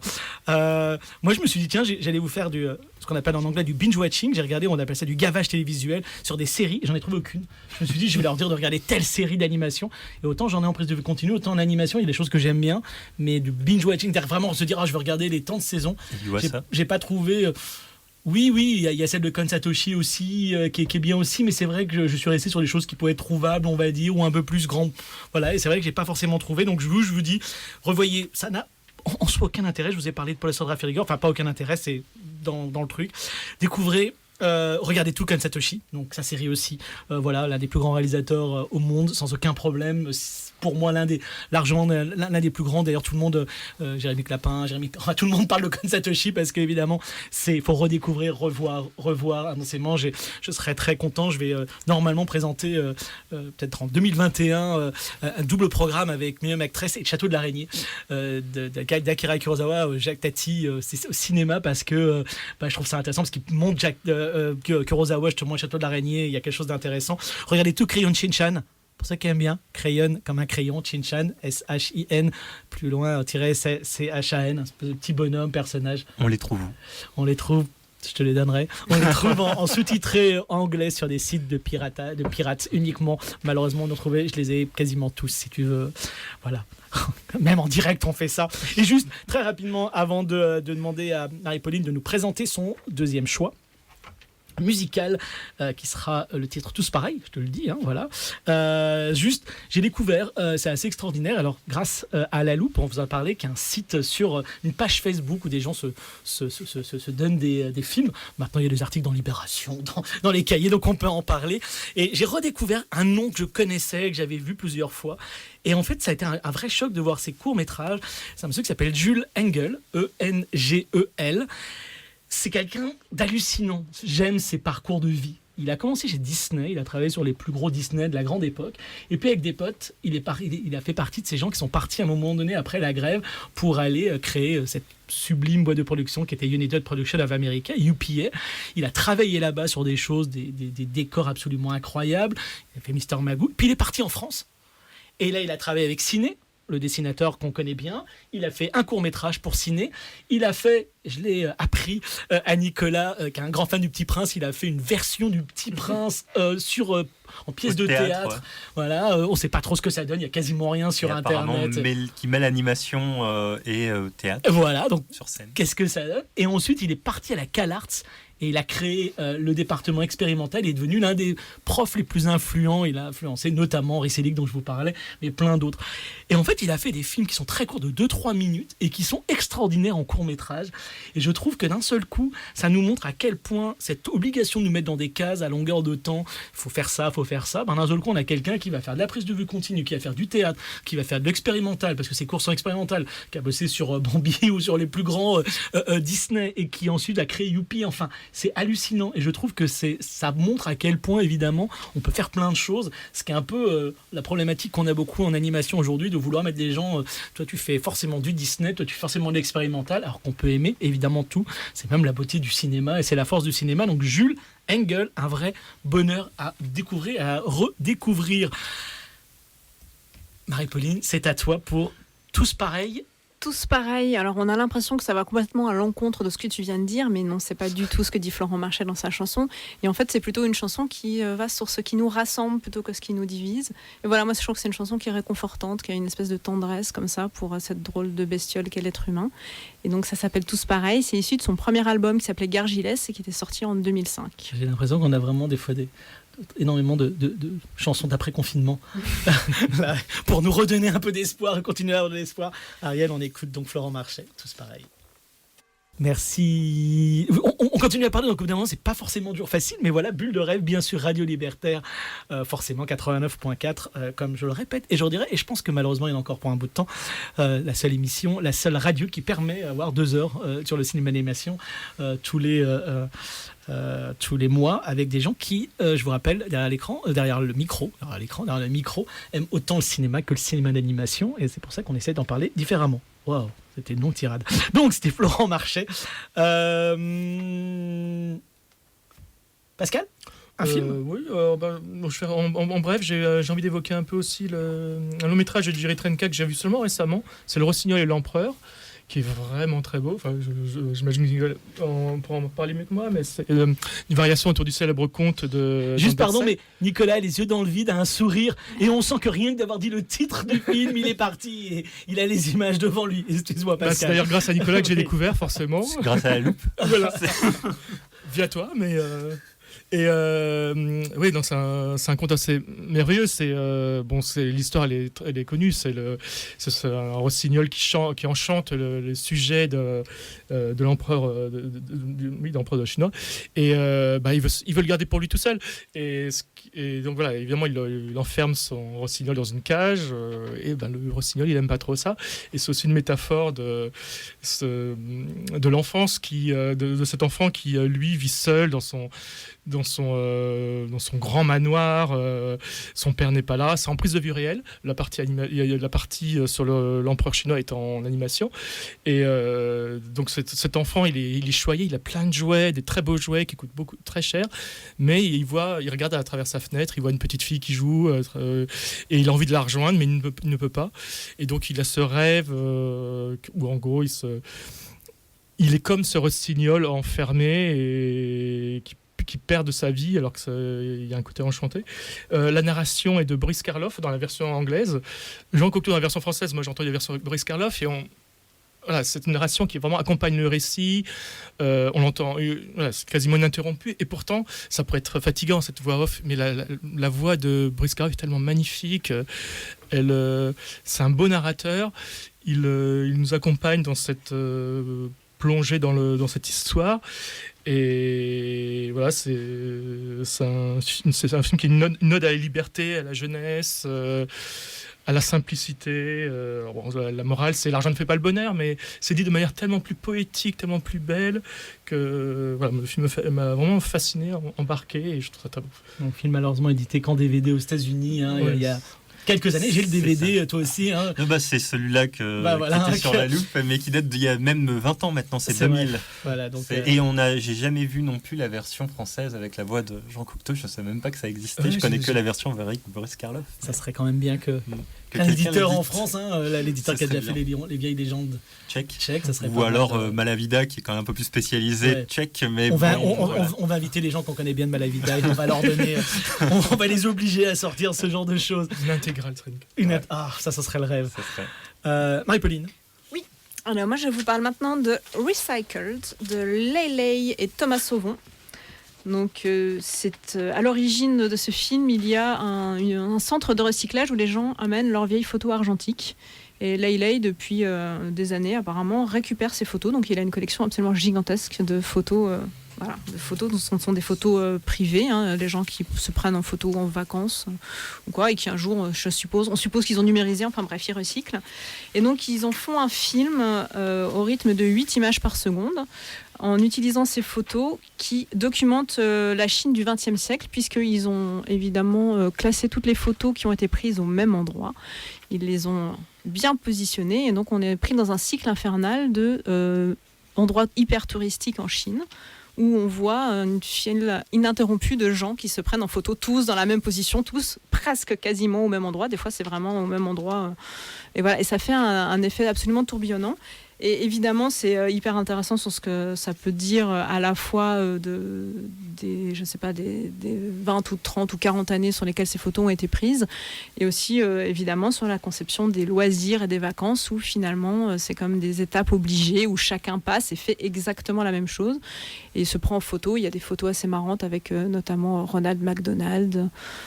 Voilà, donc tout le monde vient se faire en photo à côté de lui. Et voilà, et ça dit beaucoup de choses comme ça, et c'est assez vertigineux à regarder. On a l'impression que ça ne va pas s'arrêter, les 8 images par seconde, c'est assez trépidant quand même. Donc Leilei, qui est notable pour partie de Leilei, qui est l'un des premiers grands, on va dire, à part Sun Tzu, qui était à la fois artiste contemporain et animation. En tout cas, Leilei a beaucoup participé, l'un des premiers grands artistes d'animation chinois à être sorti, on va dire, un peu plus de la Chine. Et c'est vrai qu'un visuel très coloré, comme tu dis, vraiment avec plein de choses, enfin vraiment un vrai personnage, et qui doit donner des cours d'ailleurs à CalArts. En tout cas, je sais qu'elle a commencé à donner des cours un petit peu ailleurs. Donc voilà, et qui travaille depuis très longtemps, enfin depuis un bout de temps maintenant, sur ses photos et sur cette idée aussi du passé important. Évidemment, par rapport à la Chine, une petite parenthèse, évidemment, on en a parlé hors micro, boycotter Mulan, qui est un film qui devrait sortir, non pas uniquement pour la qualité du film, mais par rapport à tout ce qui se passe à Hong Kong. L'actrice et l'acteur principal ont eu des mots donc pour les policiers de Hong Kong, en disant qu'ils faisaient bien les choses et que évidemment la mère patrie avait raison. Ce qui se passe à Hong Kong est absolument évidemment scandaleux, et il faut toujours se battre, vous le savez encore plus. Vous êtes ici sur Radio Libertaire, on le sait, mais il faut se battre par rapport à ces libertés qui sont importantes, et Hong Kong, ce petit pays, évidemment, n'a que peu de possibilités de s'en sortir par rapport à cette espèce d'énorme pays qui commence de plus en plus à enfermer ses crocs et sur ce pays-là. Et voilà.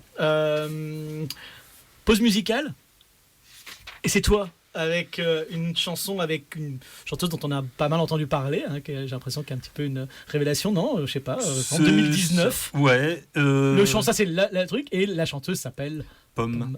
Donc voilà, non, c'est une chanteuse dont j'avais entendu l'année dernière la reprise d'une chanson de Françoise Hardy qui était plutôt jolie sur internet, et puis en fait il y a pas longtemps je me suis aperçu qu'elle avait aussi fait, j'ai voulu la mettre ici, et puis finalement je me suis dit je vais choisir autre chose. Elle avait fait une très jolie reprise du générique de fin du Voyage de Chihiro en japonais. Wow. Et apparemment avec un accent qui n'était pas si dégueu que ça, d'après ce que j'ai cru comprendre. Donc voilà, et je me suis dit pourquoi pas, mais finalement non, je me suis dit on va peut-être mettre quand même une autre chanson qui s'appelle 2019. Simplement parce que c'était encore une année à peu près correcte et à peu près potable. Donc on va se dire un petit retour dans le passé, on va mettre 2019, qui est aussi apparemment une chanson qu'elle a écrite pour de la lutte contre l'homophobie, et dont tout ce qu'elle récupère dessus est versé à des associations de lutte contre l'homophobie. Et si je dis pas de bêtises, je pense qu'elle passe pas à la Gaieté Lyrique cette année, ou quelque chose comme ça, en tout cas l'année prochaine. Donc Pomme 2019, on écoute Ariel, merci. Bulle de rêve, Radio Libertaire 89.4, encore un petit 25 minutes avec vous. J'avais fait quelque chose qui était assez ridicule, mais que j'aime bien. C'est juste pour soi-même qu'on le fait. Et en fait, je vais vite vous les lire, je vais pas vous les dire, et puis je ferai la petite liste. Je m'étais dit, je vais faire 25 films, mes 25 films préférés. Ce qui veut rien dire, mais voilà, 25 préférés. J'ai fait une première liste où il y en avait 64. Et je me suis dit, je vais pas faire ça, je vais faire les 20 classiques et les 20 films. Je vous le raconterai plus tard. Les 20 classiques, allez, je vous les donne comme ça. J'en ai eu 20 piles. La traversée de l'Atlantique à la rame de Jean-François Le Guillaumy, 1978. Free Radicals de Len Lai, 1958, fini en 1978. Oui, j'aurais dû citer Le Comte des Contes, mais j'y peux rien. Le Hérisson dans le brouillard de Yuri Norstein, 1975. On a beau essayer, le Hérisson revient tout le temps. L'Homme sans ombre de George Schwitzgebel, 2004, qui est récent, mais bon, George Schwitzgebel est un resteur que j'adore. Obscurité Lumière, Obscurité de Jan Schwankmeyer, 89. Même encore plus que Possibilité du dialogue aujourd'hui. C'est un film sur le corps, sur cette complexité qu'on a d'être dans notre corps. J'adore. Aria de Piotr Sapégine, à chaque fois je me plante. Film sublime, voilà, que moi j'aime énormément. Vous êtes prêts ? Encore une porte enfoncée. L'homme qui plantait des arbres de Frédéric Bach. Difficile de ne pas citer ce film. Impression de montagne et d'eau. Tewei, absolument magnifique. 1988. Frédéric Bach, c'était 87. Tuning the Instrument de R.J. Kuchia. Film bouleversant à chaque fois que je le revois. 2000, j'avais fait d'autres films avant, mais ce film me bouleverse à chaque fois. What's Opera Doc de Chuck Jones. On aurait pu mettre Duck Hammock, mais j'avoue que What's Opera Doc me plaît beaucoup. The Man with the Beautiful Eyes, Jonathan Hudson, déjà 2000, et oui, 20 ans. Rue des Crocodiles. Ouais, j'aurais pu dire Le Peigne, mais bon voilà, des frères Quay, Atamayama, Koji Yamamura, pareil, hein, on pourra dire d'autres choses, mais je me rappelle la première vision de Atamayama à Annecy, magnifique. Britannia, Joanna Quinn, l'un des films les plus incroyables pour moi sur ce problème de la colonisation, et on devrait bien en faire un en France un jour, ça serait pas mal. Le Chapeau de Michel Cournoyer, juste bouleversant, hein, rien que de dire le titre. The Water People de Paul Drissen, 92. Milch d'Igor Kovalyov, 2005. J'ai l'impression d'égrener quand je dis des classiques, voilà. The Runt d'Andrea Cicado, parce que je pense que même si les films d'avant d'Andrea Cicado sont beaux, The Runt est pareil bouleversant sur la perte et sur le fait d'être avec quelqu'un et de devoir à un moment donné abandonner. Harvey Crumpet de 2003. Elliot, parce que quand même Harvey Crumpet, faire un film on parlait tout à l'heure de mise en scène, mais de faire des films comme toujours a fait Elliot, qu'avec des plans fixes, et de faire un film autant narratif avec autant d'envie, ben voilà. Et puis aller juste pour le plaisir de citer un vieux classique quand même, l'idée de Bartosz 1932, parce que comme on le disait, défendre, on parlait d'Hong Kong en Vassal, une idée c'est la chose la plus importante et qu'il faut la défendre jusqu'au bout. Quelqu'un a un film, Marie-Pauline ? Après mes 20 films classiques, bon là j'ai enfoncé, hein, c'était quasiment que du lourd par rapport à ça, mais bon c'était une volonté aussi de donner des films dans le marbre, on va dire. Marie-Pauline ? Mais moi j'enchaîne avec une autre évidence, c'est Mysterious Journey de Jordan Belson, découvert pendant le confinement grâce à un site qu'on ne citera pas.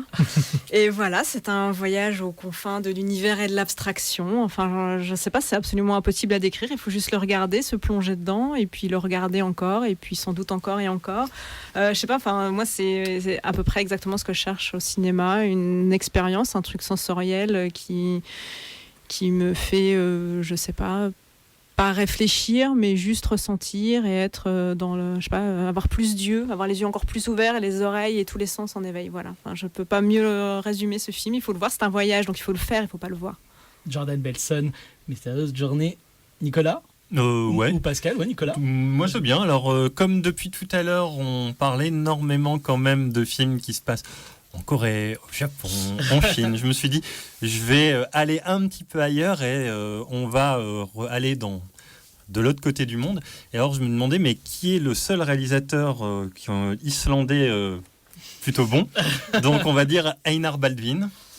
Forcément. Bien donc, sûr. Qui, même si aujourd'hui il est plus aux États-Unis, et puisqu'il a cofondé le festival Glass Animation à Berkeley, il a quand même fait aussi un film ces dernières années qui était magnifique, qui s'appelle The Pride of Strathmore, qu'on trouve sur Vimeo.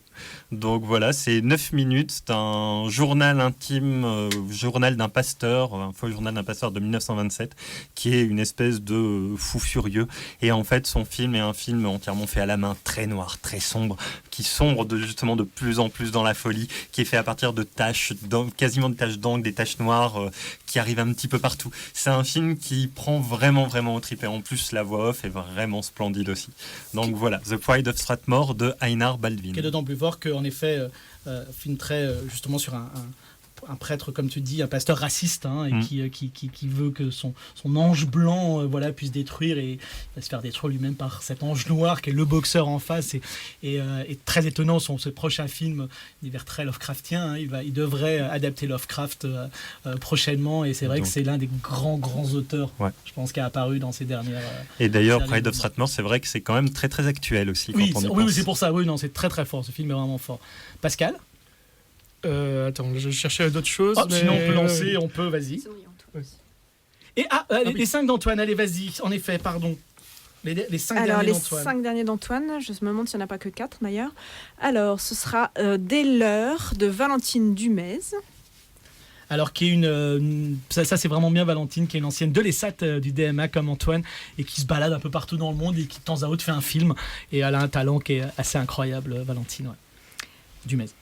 Pieces de Florine Paulus. Oui, que je connais pas bien. Enfin, elle me regarde, mais en effet, que je connais en plus, mais j'ai un trou de mémoire là, pardon. On vous mettra les liens, puisque je le rappelle, tous les films d'Antoine sont disponibles en ligne. Il a été quand même beaucoup plus sympa pour les auditeurs que nous. Ensuite, c'est un film, il nous précise que c'est pas de cette année, mais qu'il l'a revu beaucoup de fois cette année. Donc je pense que c'est un film qui sans doute mérite beaucoup de visionnage. Ça s'appelle Nine Ways to Draw a Person de Sacha Swirsky, le fameux réalisateur russe dont on vous a parlé lors de la dernière émission. Voilà, qui était un grand, une grande, qu'il adore, et qu'en effet on disait que c'était quand même, il y avait... que c'était pas son meilleur film qu'on voyait cette année à Annecy. Voilà, qu'il y en avait d'autres, mais bon. Voilà, donc celui-là, on vous le conseille, Nine Ways to Draw a Person. Et enfin, pour terminer, le dernier conseil d'Antoine, c'est La mer à boire de Charlotte Arène. Superbe, Charlotte Arène, ancienne de l'ENSAD et qu'il faut suivre. On en a souvent parlé. Et moi, j'aime bien Mer à boire, mais j'avoue que j'adore son travail aussi scientifique. Enfin, le travail des scientifiques que j'adore. Nicolas. Et Piscis, moi, je l'ai vu, je m'en souviens justement aussi. Merci. Justement, donc là, je vais pouvoir. C'était un très joli film sur une fille qui se réfugie aux toilettes pour ne pas voir les yeux de son copain, et qui les voit partout, et il y a tout qui se métamorphose dans les toilettes, et il y a de l'eau qui arrive un petit peu partout, et donc en fait c'est des aventures aux toilettes, et c'est un film qui sort de l'MK, et c'était très très réussi et très joli. Pascal, avant une coupure musicale, pas forcément. Non, pas. Eh ben écoute, on va juste alors, on a quasiment tout. On va pour l'instant supprimer, si ça te dérange pas. On va pas écouter le dernier morceau de PJ Harvey. Ne regarde pas avec ses yeux. Donc on va dire 3 fois PJ Harvey voilà, pour compenser. Under Ether. Il y avait aussi Prélude 4, Bruce Brubaker. Je vais en profiter. On va faire une petite pause. On va pas passer Leonard Cohen. On finira peut-être par rapport à ça. On n'a pas coupé tant que ça, mais voilà, il y a des petites choses qu'on est obligé de supprimer malheureusement. Je voulais quand même qu'on écoute The Rest of My Days, qui est d'un artiste qui s'appelle, je sais pas comment on prononce, leur Scars, S plus C plus A plus R plus R. Vous le connaissez pour certaines et certains d'entre vous. L'une de ses chansons était dans J'ai perdu mon corps, You Are the One. C'est le petit protégé de Dan Levy de The Do. Pendant longtemps, je me suis demandé si c'était pas Dan Levy lui-même caché qui faisait ça. A priori, il existe vraiment. Il sera en avril 2021 à la Gaieté Lyrique. On écoute of My Days. Et là, d'un seul coup, je me dis qu'il faut que j'y aille. Est-ce que quelqu'un a quelque chose? C'est pas celui-là, vas-y avant. Alors on va écouter Scar. Bientôt, incessamment sous peu. Merci. Aucun rapport avec Laura Lyon. C'est parti. Et c'est bon, c'est nous. L'émission déjà après est arrivée, mais c'est quand même encore un peu à nous. Merci Ariel. Donc, encore des petites choses. On va finir Marie-Pauline et moi avec ces dernières petites choses. Marie-Pauline, un ou deux films à nous dire. Moi, j'en ai 25 après, mais je les dirai de la même manière que d'habitude. Donc, on t'écoute. Alors, moi, je vais vous parler de Thorax de Sigrid Fruhauf, qui est une symphonie de lumière dorée. Voilà, pour le résumer. C'est absolument impossible à décrire. Encore une fois, il faut le voir. C'est un film où tout est vibrant, les images et le son. Et voilà, on ne sait jamais où il nous emmène. On ne sait pas si on est aux confins du cosmos, encore une fois, ou plus probablement dans l'intériorité la plus intime d'un organisme vivant. C'est absolument magnifique et absolument déroutant. Et c'est Thorax de Sigrid Fruhauf. Et je terminerai sur un film qui sort un tout petit peu du champ de notre émission, mais qui s'appelle Further Radical de Stefano Canapa, et qui est moi mon grand coup de cœur là, des derniers mois.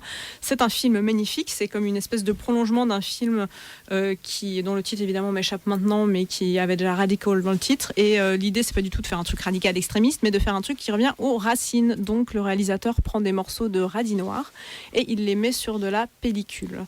Voilà, et ensuite il fait je ne sais pas quoi, un procédé absolument incroyable. Et en tout cas dans ce film-là, il fait intervenir une tireuse optique. Alors je n'arrive pas du tout à me représenter ce que ça, mais en tout cas c'est absolument magnifique. Ça vous donne des images extraordinairement contrastées de noir et de blanc. Vous savez pas du tout ce que vous regardez.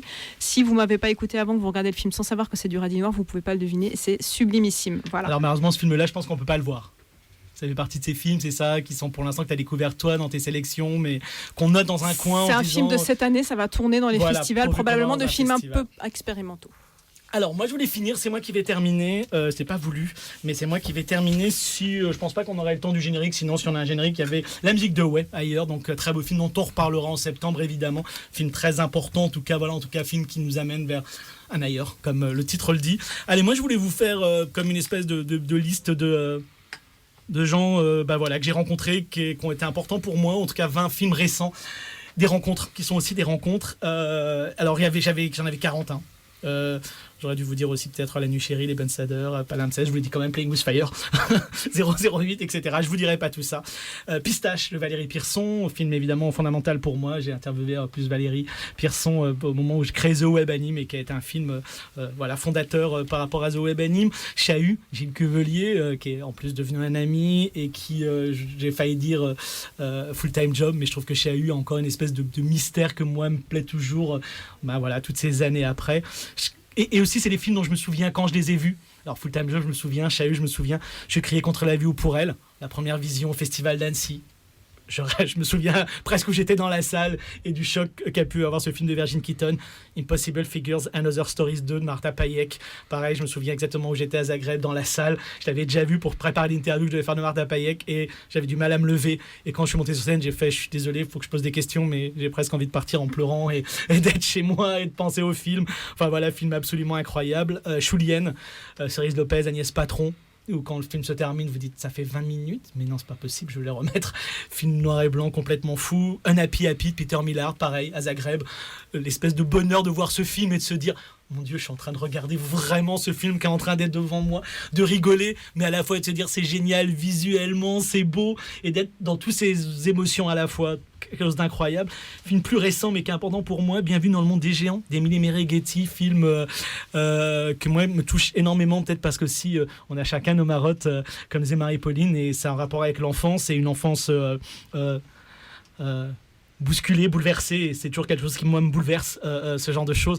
Et là c'est un garçon qui revient et sa mère a laissé une lettre.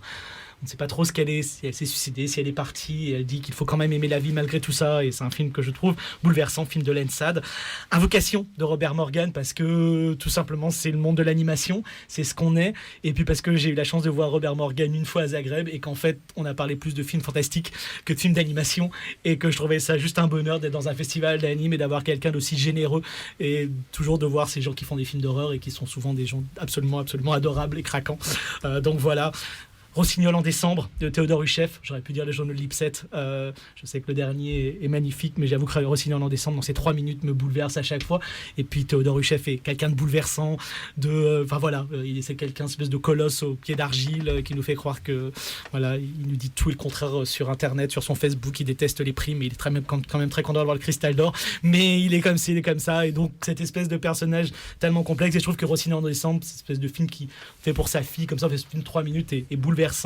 Datum Point, Auric Casario, parce que aussi c'est une rencontre avec un auteur, quelqu'un que se connaît plus en littérature française que moi, je peux m'y connaître, et ce qui montre qu'on n'est jamais détenteur de quoi que ce soit, et que c'est très beau de partager au contraire la culture et d'avoir des choses, et c'est un monsieur important pour moi, qui comme Gilles Cuvelier d'ailleurs, je l'ai sur la peau parce que j'ai des tatouages aussi de Auric Casa, donc pour dire à quel point.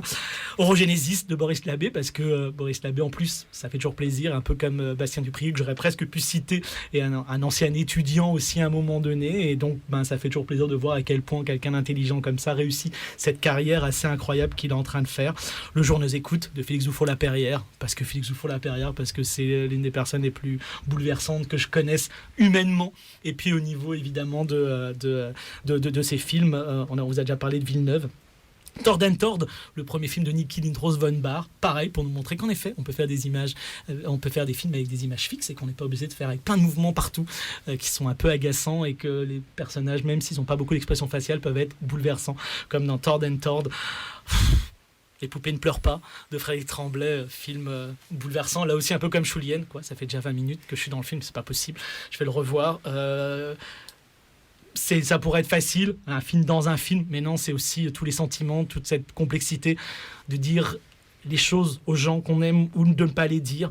Il y a plein de choses dans ce film, et absolument bouleversant. Alors, pas que ce film-là, mais Squam de Nicolas Brault, et Nicolas Brault en général, parce que, encore une fois, c'est des rencontres aussi, et j'aurais pu vous dire dans les autres, parce que j'ai la chance de rencontrer des gens comme Jean-François Laguioni, et c'est aussi des personnes, je crois que c'est important quand on connaît les personnes, et Nicolas Brault, comme tous les gens que j'ai cités depuis le début, sont des gens qui me touchent autant en tant qu'être humain, on va dire, que film, et je trouve que de connaître Nicolas Brault, c'est encore plus apprécier son cinéma. Regardez, ces films BRULT sont sur son site. On a quasiment fini Letter to the One I Made Up de Rachel Goodgarts, parce qu'il y a jeune personne de la nouvelle génération des réalisateurs et des réalisatrices qui vous donne une énergie absolument incroyable. Son nouveau film sera produit aussi par Miyu, et ce film sur ces gens qu'on croit voir, qu'on a envie d'aimer et qu'on aimerait voir dans les gens qu'on découvre autour de nous est un film bouleversant. Ensoap de Kei Oyama qui a fait ce film bizarre sur ce passage à l'âge adulte horrible que j'ai détesté, qu'on déteste tous, et voilà, et qui est un film absolument incroyable. Je remettrai tous ces films-là, et juste pour le plaisir, comme je vois qu'il est 57, on passera pas le générique final évidemment, ça sera le générique de la prochaine émission bien sûr.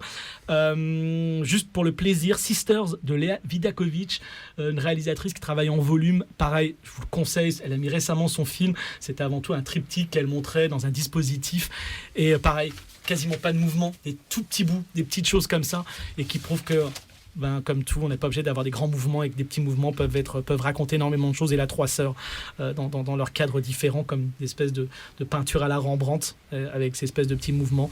Je suis content parce que dans cette liste, à la différence de la première liste, où il y avait beaucoup plus d'hommes que de femmes, et là, vous voyez qu'il y a beaucoup plus de femmes que d'hommes.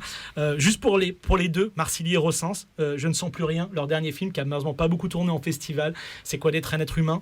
C'est quoi d'être soi-disant un super-héros? Est-ce qu'un super-héros, c'est pas juste des êtres humains? On l'a vu pendant le confinement. Est-ce que les éboueurs sont pas plus des super-héros que les patrons de grandes entreprises ou les maires de Levallois et ce genre de choses? Bien évidemment, oui, on est tous et toutes d'accord. Et je finirai juste pour le plaisir, parce que je pense que c'est une grande réalisatrice, Paulina Ziolkowska, qui a fait Home Other, qui a fait plein de grands films, qui a fait Nazdrovie aussi, qui était très drôle, et qui nous montre à quel point, et comme quoi, la jeune génération, et Lodz est nominée meilleure école polonaise à Zagreb, à quel point la jeune génération féminine polonaise, et comme quoi des fois de vivre dans un pays où il faut se battre, et finalement fait des films absolument extraordinaires. On vous souhaite un bel été, plein de belles choses, et on se retrouve peut-être en août, mais sinon en septembre. Merci à tout le monde, à bientôt, bye bye.